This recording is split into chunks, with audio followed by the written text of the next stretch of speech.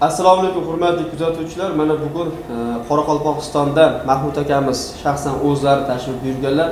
7 oy oldin ularni Asal nomli brendlarini biz patentlashga topshirgandik restoran sohasida, to'yxona sohasida va patentlari bugun chiqdi. Mahmud aka, tabriklaymiz. Rahmat. Sizni ham bizga bildirgan ishonchingiz uchun rahmat. Mahmud aka, sizga beradigan savolim patentlashga sizni nima majbur qildi? Ya'ni nima sabab bo'ldi patentlash bu brendingizni himoyalab qo'yish? Patentlew hozirgi mana bugungi neda hozir mana sartimizga misol asal deb turib shuncha mehnat qilamiz, ne qilamiz, shuncha 10 yillik bu sohada ishlayotgan nemiz bor.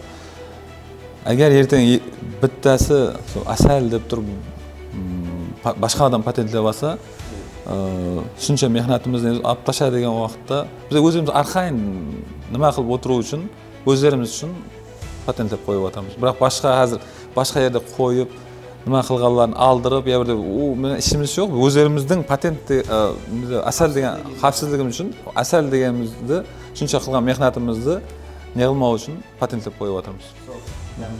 Aka, tabriklaymiz. Xudo xolasa 10 yilga patentingiz sizga muvaffaqiyatli patent qilindi.